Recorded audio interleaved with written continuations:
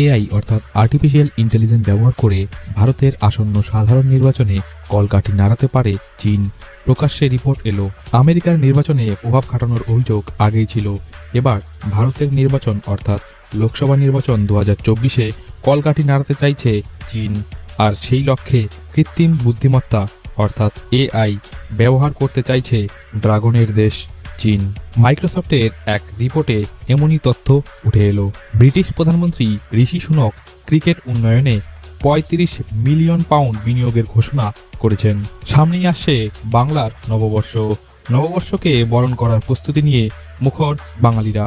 প্রথমে তাইওয়ান, তারপর জাপান ও চীন। বৃহস্পতিবার রাতে ভারতের হিমাচল প্রদেশের পর শুক্রবার রাতে আমেরিকার নিউ ইয়র্ক সিটি ও নিউ জার্সিতে 3 দিনে বিশ্বের 5 দেশে ভূমিকম্প অনুভূত হলো। নিউ জার্সিতে মাত্রা ছিল 5.5। কোভিডের চেয়েও ভয়ঙ্কর হতে পারে বার্ড ফ্লু। মার্কিন স্বাস্থ্য সংস্থার রিপোর্টে বাড়ছে উদ্বেগ। হামাসের হাতে যারা বন্দী রয়েছে তাদের পরিবার দ্রুত বন্দী ফেরানোর দাবিতে বিক্ষোভে অনড় ইসরায়েলে। আমেরিকার প্রেসিডেন্ট জো বাইডেন বাল্টিমোরের ভেঙে যাওয়া ব্রিজের পুনর্নির্মাণের জন্য আবার প্রতিশ্রুতি দেন। আবার রাশিয়া ইউক্রেন দ্বন্দ্ব, মৃত্যু হয়েছে 3 জনের, আহত হয়েছে 13 জনের। 6 শিক্ষার্থীকে সাসপেন্ড করল কলম্বিয়া বিশ্ববিদ্যালয়। প্যালেস্টাইনে কলম্বিয়া স্টুডেন্টস ফর জাস্টিস অনুসারে বেশ কয়েক সপ্তাহ আগে প্যালেস্টাইনপন্থী কর্মকাণ্ডের আয়োজন ও অংশগ্রহণ করার জন্য 6 শিক্ষার্থীকে সাসপেন্ড করল এই বিশ্ববিদ্যালয়।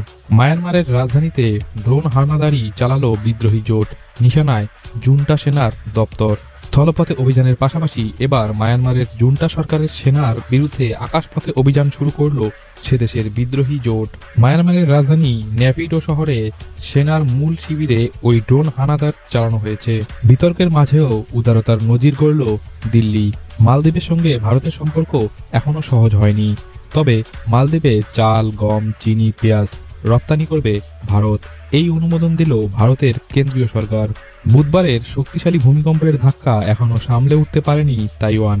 এর মধ্যে অমানবিক ঘটনা ঘটালো চীন। ভূমিকম্প বিধ্বস্ত তাইওয়ানে হানা চীনের, পাল্টা দিতেও তৈরি তাইওয়ান। এবার ফের চোখ রাঙাতে শুরু করেছে কলেরা। ইথিওপিয়া, সোমালিয়া, সিরিয়া, জাম্বিয়ায় নতুন করে কলেরা ছড়াতে দেখা গিয়েছে। সতর্কতা জারি করলো WHO। যখন তখন বড়সড় হামলা চালাতে পারে ইরান। এই ভয়ানক পরিস্থিতিতে ইসরায়েল সেদেশের জন্য বড় পদক্ষেপ নিয়েছে। জিপিএস পরিষেবা বন্ধ করে দেওয়া হয়েছে।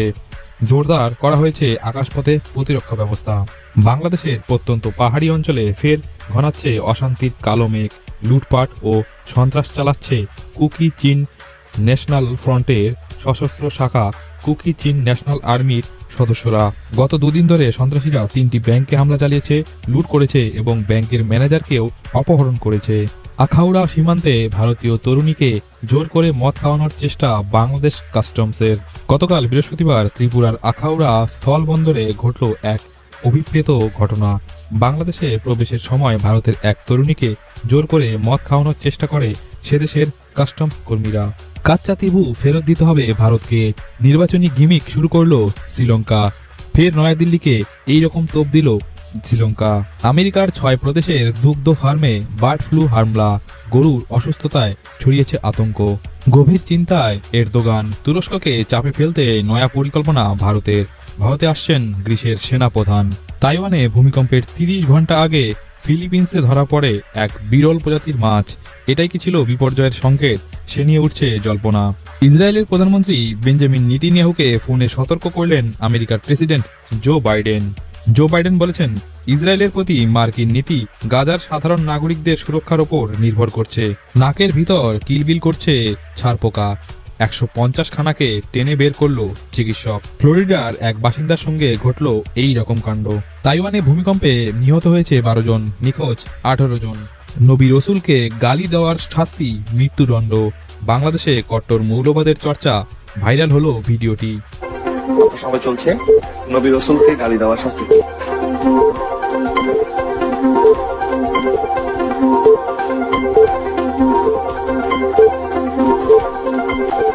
অপশন 1 100টি পাথর নিক্ষেপ করা, অপশন 2 হাত কটন করা, অপশন 3 1 হাত 1 পা কটন করা, অপশন 4 আলহামদুলিল্লাহ আমি আল্লাহর উপর ভরসা করে উপদেশের বেঁচেছি। অপশন 4 হত্যা করা। অপশন 4 মৃত্যুদণ্ড। করবে আপনার সময় শেষ, আপনি লক্ষ্য করেছেন মৃত্যুদণ্ড। নবী এবং রসুলকে গালি দেওয়ার শাস্তি এতটা ভয়াবহ, যার শাস্তি হচ্ছে মৃত্যুদণ্ড। আপনার উত্তরটি সঠিক হয়েছে। আলহামদুলিল্লাহ। চলতি সপ্তাহে সিরিয়ার রাজধানী দমস্কে ইরানি জেনারেলদের হত্যার পর তেহরানের সম্ভাব্য পাল্টা হামলা মোকাবেলার প্রস্তুতি নিয়েছে ইসরায়েল। বৃহস্পতিবার ইসরায়েলের প্রধানমন্ত্রী বেঞ্জামিন নেতানিয়াহু বলেছেন, যারাই আমাদের ক্ষতি করছে বা ক্ষতি করার পরিকল্পনা করছে, ইসরায়েল তাদের ক্ষতি করবে। ইসরায়েলের বন্ধু আমেরিকা, বাইডেনের ইফতারের আমন্ত্রণ ফেরালেন মুসলিমরা।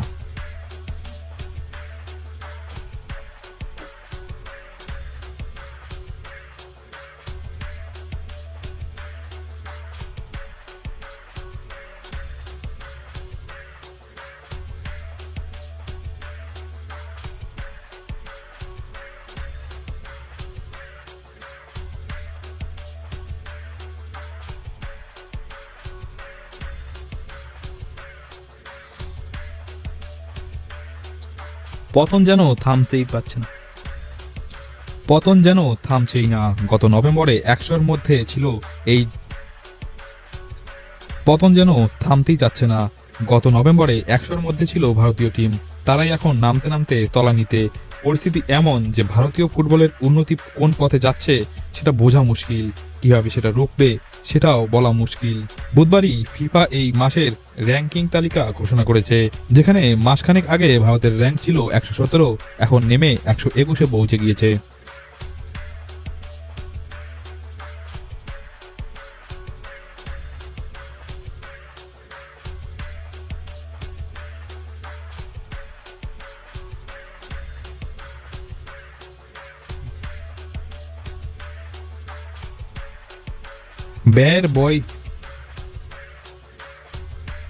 ব্যয়ভার বইয়ে অক্ষম সরকার,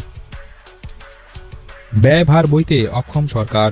তাই আগামী কয়েক মাসের মধ্যে প্রায় 70,000-এরও বেশি সরকারি কর্মী ছাঁটাইয়ের পরিকল্পনা নিয়েছে আর্জেন্টিনার প্রেসিডেন্ট জ্যাভিয়ের মিলেই। এমনকি রাজ্য সরকারের জন্য প্রাপ্ত বরাদ্দ বাতিল করেছে কেন্দ্রীয় সরকার।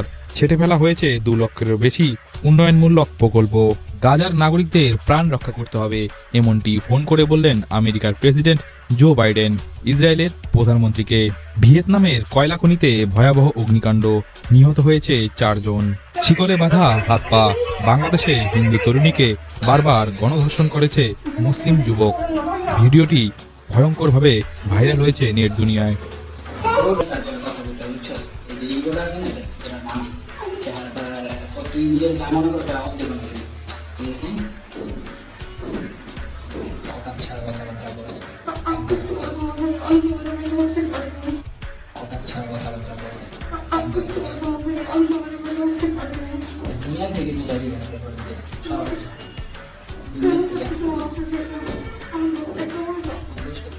অস্ট্রেলিয়ার দক্ষিণ পূর্ব অংশে মুষলধারে বৃষ্টি, বন্যার সতর্কতা জারি করেছে সেখানকার প্রশাসন।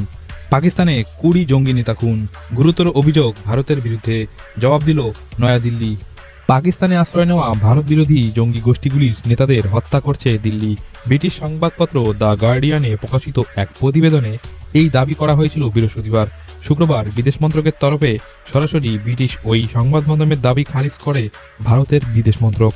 মধ্য আফ্রিকার দেশ ডেমোক্রেটিক রিপাবলিক অফ কঙ্গো প্রথম নারী প্রধানমন্ত্রী হচ্ছেন দেশটির পরিকল্পনা মন্ত্রী জুডিথ সুমিনওয়ার।